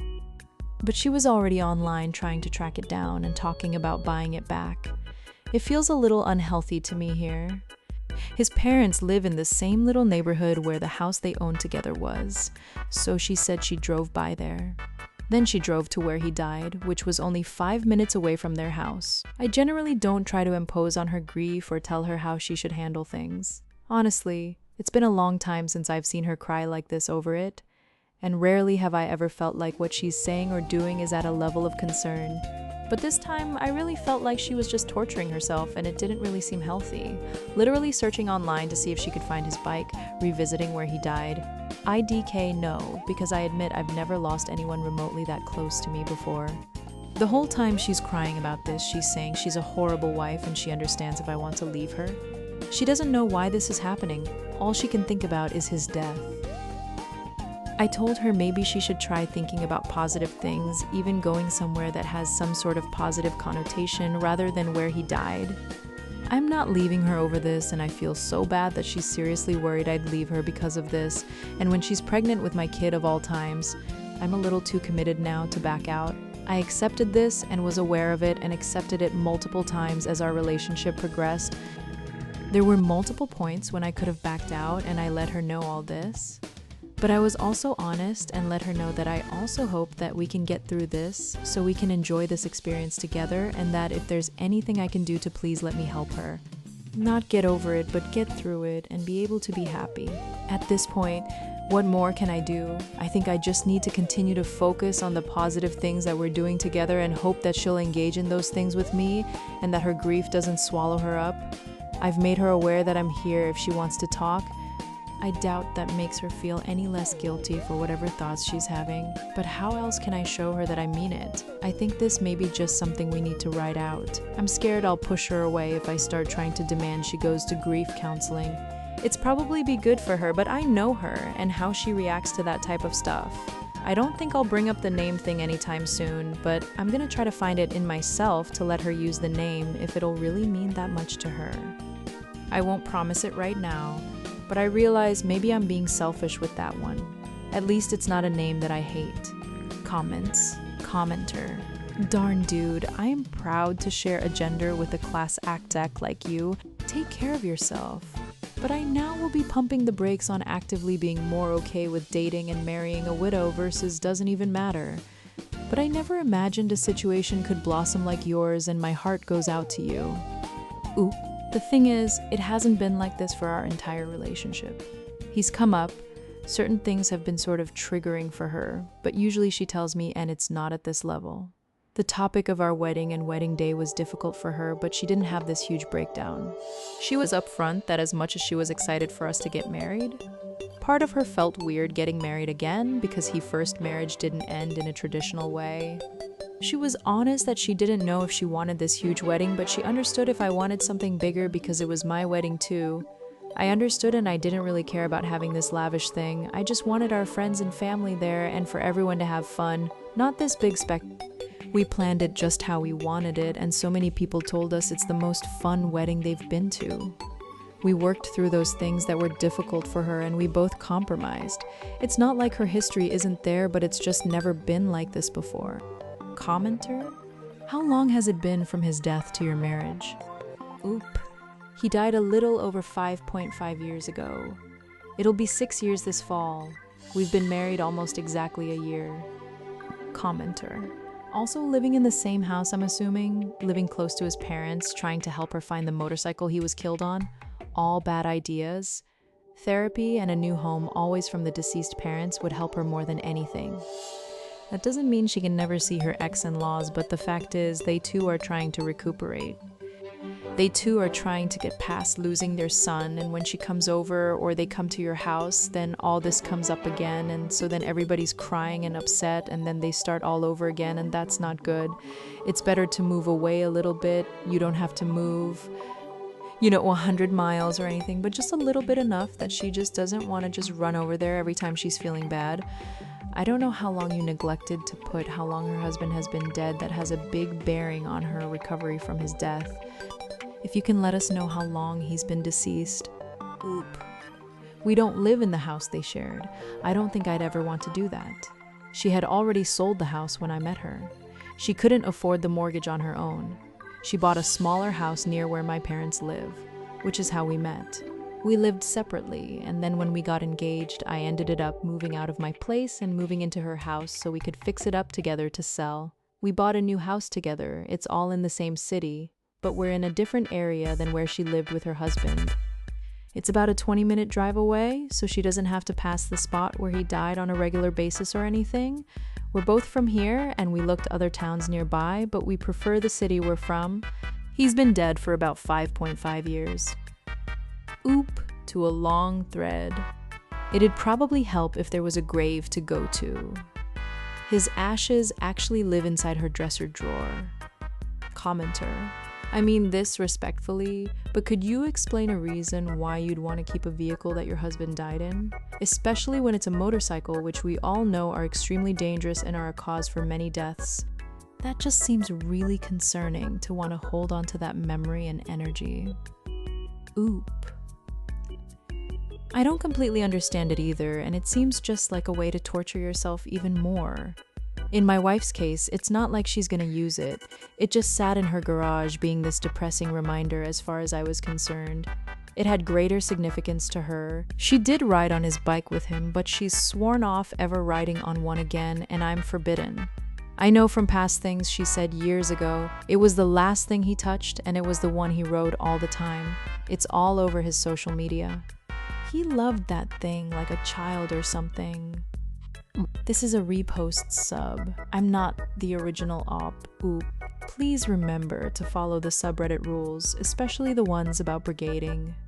Let's aim for a respectful and friendly discussion for everyone involved. That woman never healed after her husband's death. I'm sorry for all involved here. It sounds weird, or maybe mean, but I wonder if she doesn't want to go to therapy because she doesn't want to get better. Some people see how sad they are over someone's death as a sort of medal proof of how much the dead person was loved. The idea of being less sad seems like a betrayal, so actively seeking out help to let go of the grief would be a no-go. I have a lot of relatives who died untimely. People react to grief in a wide range of ways. This is so sad. I really hope he is able to get her the help she needs. This is above the site's pay grade. The wife really needs to get into grief counseling. Without some help, this will continue to be a weight pulling their marriage down. She is torturing herself and playing the what-if game on if he was still alive, imagining herself pregnant with his kid instead of her actual husband. The husband is such a good guy to keep trying to pull her out of it, but unfortunately, if she doesn't get some help and get through this, It could eventually start leading to resentment on both sides. I swear I could fly as a kid, and my sibling remembers it too. I know how this sounds, but I'm just going to say it exactly how I remember it. When I was around 8 to 9 years old, I used to literally fly. I'm 100% sure this wasn't a dream. I remember it way too clearly, and it didn't happen just once. It happened so many times that it felt normal back then. This took place in my grandparents' old house. The house itself was really old, like traditional wooden style, kind of worn down even back then. To get upstairs, you had to go through this dark hallway, and the stairs weren't even proper stairs. It was basically a steep wooden ladder, like something you'd see in old Asian homes. The whole place was always dark. I don't even remember there being proper lights, and my bedroom was upstairs. Every night, I was terrified to go up there. I always felt like something was behind me, like I was literally being chased. That fear felt so real that I'd panic and start running towards the stairs to get downstairs as soon as possible. Whenever I wanted to come back downstairs, I wouldn't climb down the ladder. I would run genuinely thinking something was chasing me, and then I would just jump, like fully jump off from the top. But instead of falling, I would slowly float down, not even fall, more like glide or levitate. I'd land safely every single time, super smoothly. It didn't just feel like floating, it felt like something was holding me, like invisible giant hands were lifting me and gently lowering me down, not grabbing or hurting, but just supporting me and placing me safely on the ground. I never got injured, not even once. I never questioned it back then. I wouldn't even turn back to look at the ladder. I didn't stop and think, wait, I just flew. It just felt normal, like my brain didn't process how weird it was. This happened over and over again. Not once, not twice. This was just how I got downstairs. I kept this to myself for years because obviously it sounds insane. I thought maybe I was just imagining things or mixing it up with dreams. But about a year ago, my sister and I were talking about that house, how creepy and dark it used to be. And out of nowhere, we both brought this up. At the same time, we had never talked about this before, and we described the exact same experience. Running, feeling chased, jumping, and then slowly floating down safely, even the feeling of being held or guided down. We both swore on our life we weren't lying, and it didn't feel like a dream to either of us. I don't know what to make of it. Maybe it was some kind of shared childhood hallucination, adrenaline messing with memory, or something else entirely. A lot of people were saying this sounds like an episode from Otherworld where someone had a similar experience as me. After seeing so many comments about it, I did check it out, and even I was kind of creeped out by how similar parts of it sounded. I just want to clarify that I genuinely didn't even know that this Otherworld thing existed before posting this, but this is my own first-hand experience. I didn't copy it from that episode or anywhere else. I've remembered this for years and only recently talked about it. Also, if so many people in the comments are describing really similar things, that kind of shows this isn't just one copied story. And there's a pattern to this flying thing which makes this whole thing even more scary and confusing. Especially how many of us experienced it around stairs. The part that really got me was the siblings in that episode not talking about it, and then later realizing they both experienced the same thing. That's exactly what happened with me and my sister too, which is why it stuck with me so much. This is absolutely insane. I've had so many dreams as a kid about this same scenario.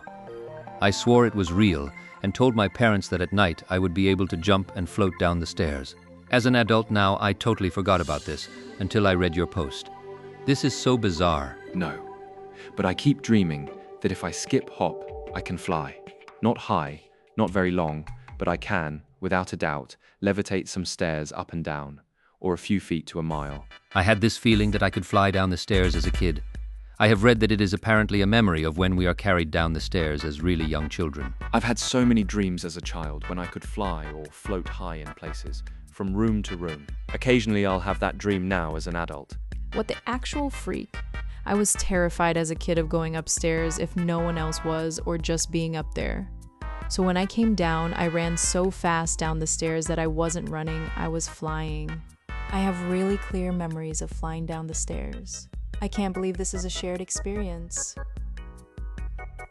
My wife has changed a lot since we lost our baby. I am not op. The OP of this story is you peace pipe penny. Trigger warnings: miscarriage, mental illness, physical and sexual abuse. This has previously been posted to bore you here. My wife has changed a lot since we lost our baby. Posted March 26, 2023, 2:08 a.m. UTC. Edit. We were talking today, and she agreed to start going to couples therapy and to see her OBGYN this week. She asked me if I was happy and if I still loved her. I guess she overheard me talking with my therapist on the phone about our sex life last week, and she overheard some harsh truths. She wants to be well again, and she's willing to try whatever it takes to get there. My M26 wife, F29, and I had a baby due in April. She was going to be our first. Unfortunately, in January, my wife had a medical emergency and we wound up losing our daughter. My wife has changed almost 100% into a different person since then. It has affected almost everything she does as a person, and it's like she's not even the woman I fell in love with anymore. A little bit of backstory on us. My wife and I have known each other for 5 years, have been a couple for 3 years, and have been married for almost a year now. I have had a really hard last couple of years between my mother's passing and the premature end of my career as a professional athlete, and this amazing woman has been my rock. I feel like I have loved her from the minute I met her, and I've tried to be good to her and to let my feelings for her show through in the way I treat her. We were both so excited when we learned she was pregnant, and we were looking forward to adding a little girl to our family. Obviously, losing her has been incredibly hard on both of us, but it has been especially hard on my dear wife.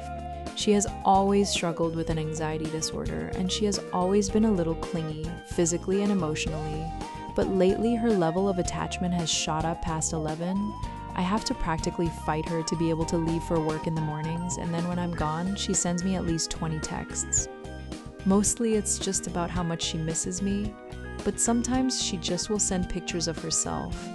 And when I call her, I never get to talk. She just goes and vents and is incredibly negative about everything, which is basically the opposite of what she used to be. I can't get any personal space at night in bed either. She's always been adamant about cuddling through the entire night, but she's been holding me so tight lately that it gets hard to breathe, even after I'm sure she's gotta be asleep. It's like sleeping in a clinch hold with a Muay Thai fighter every night. And she can't seem to go an hour or two without needing to be kissed. And our sex life has changed a lot too. We used to be fairly active, about 2 or 3 times a week. But now it's almost up to twice or more a day, every day, even when I don't want it. On the times when I'm not really feeling up to it, I protest a little at first, but she doesn't listen. And she just seems like she wants it so bad that I don't want to hurt her feelings and turn her down. And when we're having sex, it's like we only do stuff that she's into, and I don't get any say in what we do, and it's just all about what satisfies her. It almost feels like sex is turning into a thing I have to do for her to keep her happy instead of a thing we do together because we love each other. And she'll get upset over the littlest things, so almost everything is a fight. I didn't push in my chair all the way getting up from the table yesterday, and I got screamed at. I have been seeing the same therapist since I was 16, and she's like a second mother to me, and my wife has asked me to not see her anymore because she doesn't trust her. She also wants me to stop taking my college courses so I can finish my degree. And when I go to hang out with my friends, whom she thinks are all idiots and reminds me every time we talk about them lady, it's like I'm leaving to go and never come back. I understand that her mental health is not great at this point in time, and I want to be there for her and support her in any way I can. I want to get through this together with the love of my life and to come out on the other side and watch the sun rise after a very dark night. She means everything to me, but too often it feels like the person she is right now is not the woman I married. Edit. Yes, I understand she needs therapy. Background info on her. She spent a fair amount of time as a teenager in a psychiatric facility, and therapists are some of her least favorite people. She went to 2 sessions after we first lost our daughter, but refuses to go back. When I bring it up, she gets super angry, hits me. She's not that strong, I'll be okay, and then starts crying and needs to be held. Relevant comments. Zombie X Peacock. I'm so sorry for your loss. You both need therapy. Please continue yours, although calling your therapist a second mom sounds a little off to me. and maybe your wife can find a group for parents who have lost children. I understand she doesn't want to go to therapy because of her trauma, but at the end of the day, if she continues down this path, she may end up back in a psychiatric facility. You do not deserve to be hit. Your brushing off of the violence because she can't hurt you is super sad to me. I know you're trying to be strong in her rock, but that doesn't mean she gets to abuse you. Hoping you and your wife can find a path forward. It is okay to be stunted by grief. Your loss is a huge one. May you find solace and comfort and healing. OP, my therapist really has been like a second mother for me though. I started seeing her when I was a kid in the foster system, and she stuck with me through some of the worst years of my life, more than my actual mother did. To be honest, my #1 dream as a kid was that she would adopt me. Zombie X Peacock, this comment was downvoted. As a past foster kid myself, I get it, I really do. But the thing is, therapists need professional boundaries with their patients and vice versa.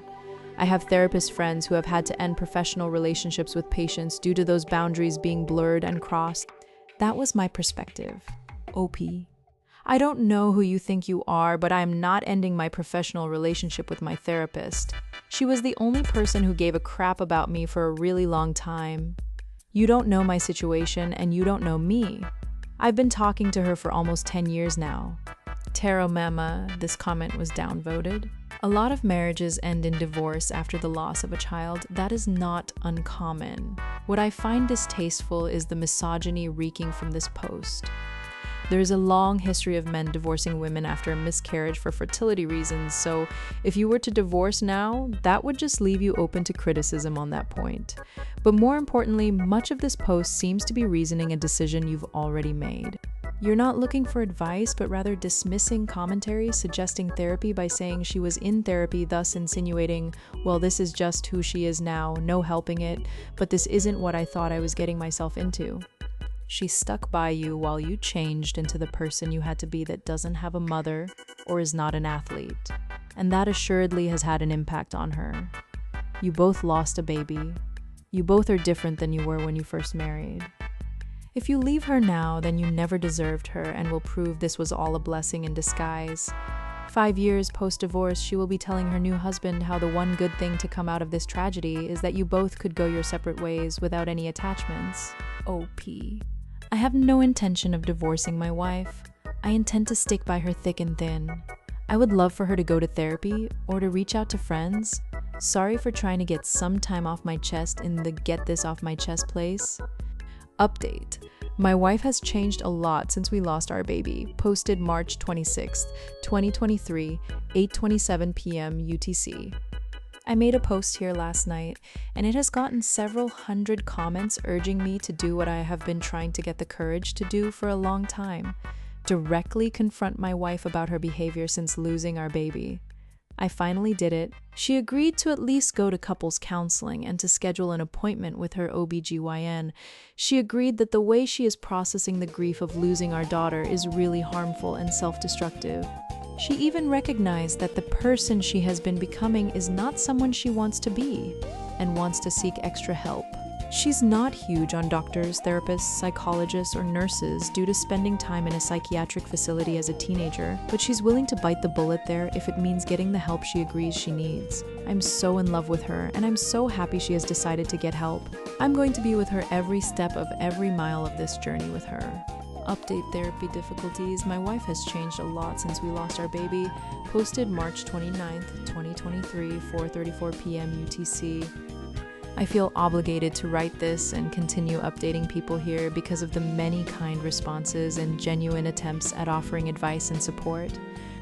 My 26M wife, 29F, and I were supposed to be attending couples therapy together yesterday evening. We were lucky enough to have been able to get an appointment so soon. I was anticipating not being able to get in with a couples therapist for at least another 2 weeks, but we lucked out and were able to get one this week. My wife and I were supposed to meet each other there after I get off of work and out of class, and then go get dinner afterwards. The appointment is at 6:30. I get out of class at 6:00, hustle across town to get there, still show up 3 minutes late, expecting her to already be there. She loves being places early, and I didn't notice her car in the parking lot. I figure it's whatever. This is a business park with a lot of parking spaces. She's definitely here. She promised me this morning she would be here, and I go into the lobby, talk to reception, and ask about seeing this doctor. Doctor's in, but my wife definitely is not. Okay, no big deal. She's probably just late, because traffic is awful in this horrible nightmare city, so I call her and it rings all the way through, which is kind of weird. Wait another 10 minutes, no call back, and I try again, still nothing. I wait another 5 minutes and now it doesn't even ring. Like she turned her phone off. So obviously the appointment winds up not happening, and I'm worried about the safety and well-being of my wife, because it's not like her to not return my calls or to be late to stuff, skip appointments without notification. Her anxiety errs more on the I have to be super punctual type of anxiety. So I head home, and lo and behold, my wife's car is in the parking lot of our complex. I head in the apartment, and she's in our bed just watching porn on the TV and masturbating. Apparently that's what she's been up to all day while I've been at work and at school trying to provide for us. And she was so nonchalant about it too. Like it's the most natural thing in the world for her to be doing at that time. Obviously, I'm a little shocked. I'm not a porn guy. I think it's actually super unhealthy and overall does more harm to individuals psychologically than any good that empty instant sexual gratification can do. I don't think watching porn while in a relationship is cheating, but I don't love it. She and I will be having that conversation later, and her watching porn isn't what I'm really upset about right now anyways. It's the fact that of all the reasons to blow off our appointment with a couples therapist to help her cope with all the crap that's been going on lately with the loss of our daughter and everything related to that, hers is because she was too busy watching some other chick get railed in a gangbang. I get that she's not in a good place, and she hasn't been well mentally or emotionally for months now. I get that it's affected her decision making. I get that going and seeing therapists and doctors and doing that whole thing is scary for her and not something that she has much desire to put herself through, even though she understands that it's probably exactly where she needs to be. I get that she's bored at home after having taken a sabbatical from her job. I get that her hormones have been entirely out of whack since January, and that sex just helps her not feel so terrible all the time. I get that she was basically alone when we lost our daughter, and that the way she lost our baby is a million times worse than the way I lost our baby. I understand all of that. But I still have to go to work so we can eat and pay our bills and rent, and come home and get yelled at for putting the dishes in the dishwasher the wrong way or whatever, and then not get any sleep at night. Because we're up till 2 in the morning because she got horny and will cry for hours if I don't do it. If that's the way life is till we can beat this thing together, then that's the way it is and I can tough it out for her sake. But the absolute least that she can do is show up when she's agreed to show up so that we can beat her depression, so that she can get better and be well again. So I stayed at a friend's place last night, and I think I'm crashing on his couch again tonight.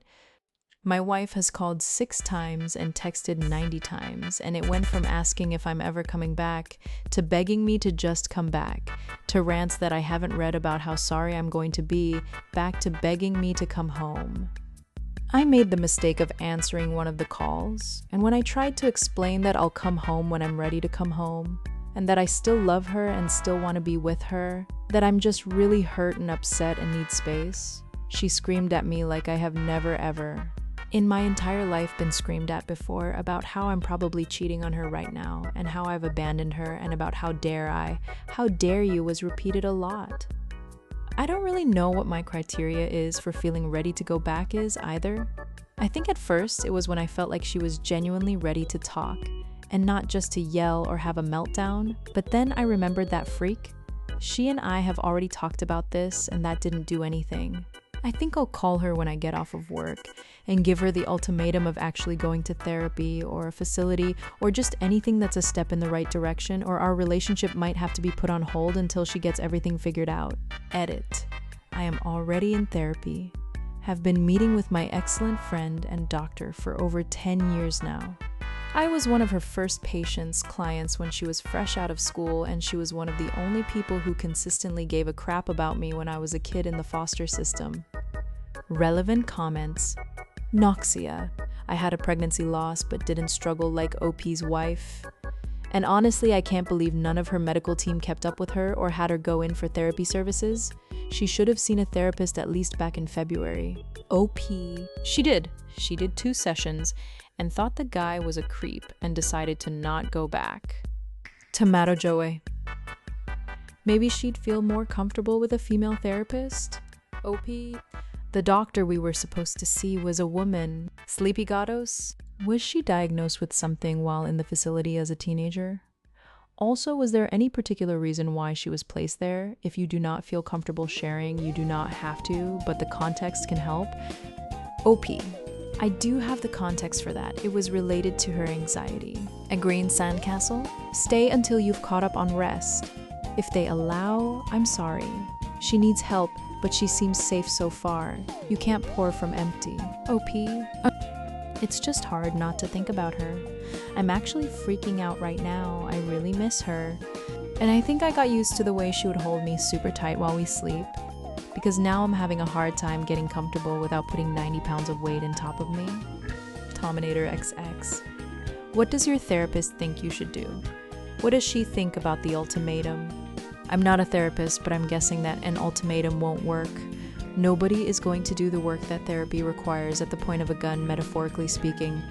Also, feel free to not answer, but how was your relationship before the loss? Because the comment about getting yelled at about the dishes, did that kind of thing happen before? OP. She never yelled at me in an angry way before we lost our daughter. When she got mad at me, it was completely different.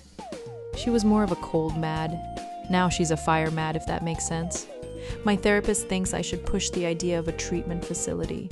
I just know that if I do that, I lose my wife. She would never forgive me for that. My wife is in a psychiatric care facility. Update to my wife has changed a lot since we lost our baby.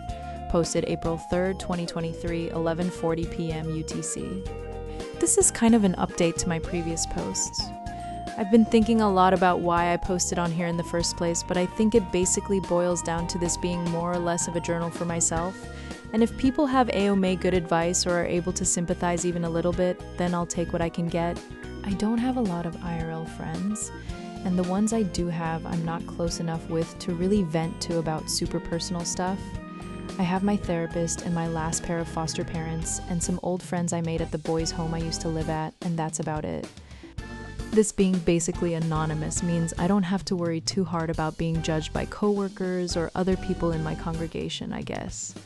I keep posting because it seems like a bunch of people might have gotten maybe a little invested in the well-being of my wife and myself, and I think it would be a little scary and sad to not know if the people whose story you have graciously listened to are okay or not. It feels really exhibitionistic and weird, and a bunch of people have followed this burner Reddit account, and it feels like this is just juicy IRL, watch someone else suffer entertainment for some people. This post isn't for them, it's for the nice people who I think might be worried about me and my wife. Thanks everyone who has tried to be nice and supportive, but I think this is the final post about this. My M26 wife, F29, has had an extremely rough time since we lost our baby to a miscarriage in January, and has practically refused treatment or therapy of any kind. She has been incredibly difficult to be around, and I have been super worried about her for months now. I recently had to take a couple days break away from her after she no-showed an appointment we had agreed to attend together with someone I thought would be able to help her. My in-laws were able to step in and help get my wife into a psychiatric care facility. I had been talking with them about the whole situation after I made the decision to get some space after the missed appointment. They dropped everything and traveled like 3 hours to us and went by to check on her. My mother-in-law and I have kind of teamed up, which is a miracle because she really does not like that her only daughter married me of all people. My in-laws and I went by the apartment, and they went in first to talk to her, and then they brought me in. We more or less had an intervention, and my in-laws were able to talk her into going to get treatment. I stayed home with her that night and took the next day off of work to drive her there myself. She was really freaking out, but I think she knew that voluntarily taking a mental health break somewhere she can actually get help was the right decision. I'm really proud of her. My wife has already been officially diagnosed with bipolar disorder and postpartum depression, on top of her already existing anxiety disorder. I had kind of started suspecting her having bipolar. I thought getting a diagnosis would be a lot harder and there would be more hoops to jump through. Just getting the diagnosis is a relief, because now she can actually get medication and targeted help directly at what she's facing. She still has another day left there, and as her spouse, I'm actually not allowed to visit, which I really hate. I way underestimated how much I would miss her. I think I get how a dog waiting for his owner to get home from work feels. My in-laws, however, are able to visit, and their reports have been about as positive as it can get. My wife misses me too, and she's been fairly lucid and calm since going in, and so far it's been more positive than not. And obviously this is probably going to be something that she'll need support with for the rest of our lives. I'm pretty sure that it doesn't just go away, but it really does feel like a genuine, true, legitimate first step in the right direction, and with the right help we can actually beat this thing. One of the craziest things that has happened throughout this entire process over the last few days has been the way my mother-in-law has started treating me. She actually hugged me and told me she was sorry about me losing our daughter, which is the first hug she's ever given me, and I never in my life expected her to ever have any sympathy for me. My father-in-law has always been much kinder, but it didn't seem like this was something he had asked her to do. This was just her being nice to me, which I never expected. As for me, I attended a grieving father's support group, and it was like a super pessimistic sadness circle jerk. It just made my evening sadder, and I don't think I'll go back, at least to that same one anyways. I'm gonna take a week off of work after this semester of school is over, and we're gonna go visit where I'm from back in Texas, and we'll stay with my parents. Getting out of this long winter will be good for both of us, I think, and I haven't seen them since my wedding back in May.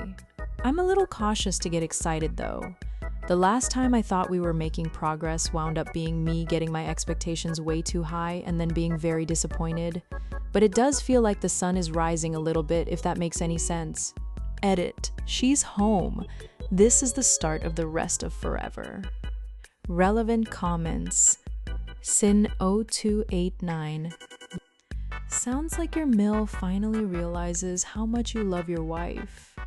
I've read all your posts, and each one shows how much you love her. I wish you both the best possible future. OP. Thanks. I think my mill has always believed that I love her, but it's always been about how I'm not Muslim for why she doesn't like me. She's a pretty conservative old Kuwaiti lady, and seeing her only daughter marry outside of her faith probably feels like she's losing her daughter more than gaining a son. Muzzy720. Why won't they let you visit? But her parents can? That doesn't make sense to me. I've dealt with facilities as a CNA, etc., and the only time no one could come was COVID and no one under 18. The only other way is if she has asked not to see you. Just in my experience. I'm not doubting you, I just don't see why spouses wouldn't be allowed. OP. The front desk guy I talked to said it was a general rule at their facility because significant others sometimes are triggers and they only let direct family visit. I thought it was weird too. Hoagie74. It's amazing what serious stress brings out of us. Glad to hear that your mill is seeing you properly, mate. So sorry about the reason why. OP. Yeah, most of the reason she disliked me was that unlike her family, I'm not a Muslim. Me not being a Muslim has always been a huge issue for her, and since my wife had stopped practicing Islam when she was in college, I think she just feels like she's completely lost her daughter. I understand why she would be upset about her daughter marrying me. Oita for yelling at my wife's friend about a sex tape. Posted April 13th, 2023, 12:53 p.m. UTC. My wife, 29F, has been really big into filming her and myself, 26 AM, while we have sex lately. It seems like it's almost every time now. She has said that she keeps them for herself, and it's been a way to keep herself satisfied when the hypersexuality hits because of her bipolar disorder. She thinks that one of our videos is really hot, and that if we posted it to a porn website, it would do really well. She said the idea of a bunch of strangers masturbating to us really turns her on, and has been nagging me about it at least once a day for the last couple of days. I really don't like the idea of A, other people watching my wife and I have sex, B, other people seeing my wife naked in this kind of context. If anything, the idea of other people masturbating to us really pisses me off. And when I went with her to hang out with her friends yesterday, one of them, who has a big OnlyFans following plus a part-time job instead of a full-time job, put me on the spot about it and said she later claimed this was just a joke, that she would introduce my wife to a guy who would be willing to make a video with her to post online. I lost my temper with her and it turned into a shouting match, and then my wife and I left. I get that I shouldn't have yelled, but I was so mad. In the car, I caught a lot of hell for freaking out on her friends over a joke. I really did not read her comment about introducing my wife to a guy that would freak her on camera as a joke at all. I get that my wife has a right to vent to her friends, and I'm glad that she has people she can talk to besides me. I just think that her friend was wrong to put me on the spot about it, and that her joke was way out of line. And I don't want to be the husband that tells his wife she can't see her friends anymore, but I don't feel entirely comfortable with her seeing and hanging around with these people. Edit for clarity.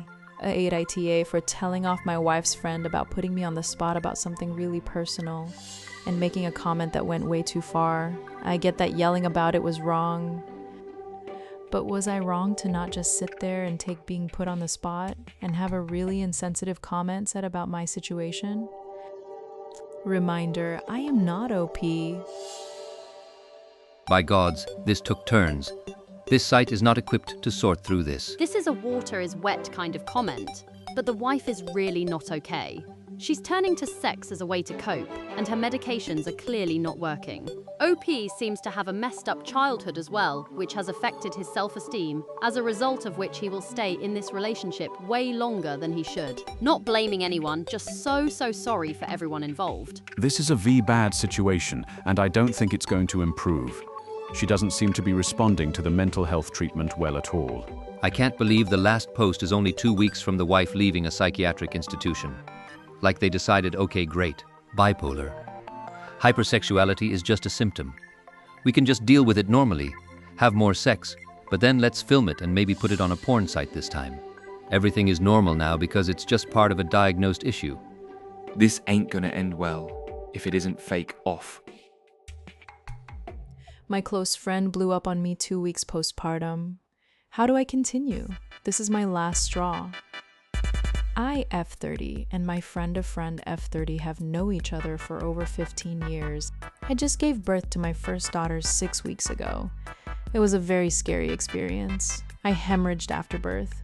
They tried to stop the bleeding but ended up rushing me to the ER for an emergency hysterectomy, and I ended up stuck in the ICU alone for a week. I didn't even get to meet my daughter until I got home. I can't have any more children. I then spent my first week home at my grandparents' house while my grandfather was on hospice before he passed away. Because I didn't have much chance to rest and recover in the first 2 weeks postpartum, we decided to extend our no visitors rule for another 2 weeks. My friend, a friend F, 30, and I have been friends since high school, but over the last couple of years, it has slightly become a one-sided friendship. During her big life events, wedding and pregnancy, she expected us to be heavily involved, but when it was my turn to get married, I barely got a response if I talked about wedding plans. She has given me unsolicited parenting advice before I was even pregnant.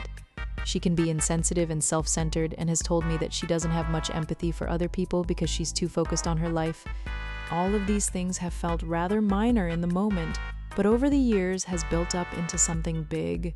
This incident is really the first time she's been explicitly cruel to me. She called me the morning after my grandfather passed and asked how I was doing. I told her it was a rough week, and she started going off on me about how I'm a mother now and that I need to suck it up for my kid, that I needed to bring my daughter joy and not let my problems affect her. I ignored her statement and asked if that's all she called for. She then asked if her husband and daughter could bring us dinner and come meet the baby. I told her dinner would be great, but they needed to drop it off because we're not up for visitor, but I would reschedule with them in a few weeks. She started going off again about how she let me visit when her daughter was a few days old, and how could I expect people to bring me food if I won't let them meet my baby? I told her that I never asked her to help me at all, and that I offered to dropped food off at the door and leave when her daughter was born, but she invited me in and I shouldn't be punished for her choices.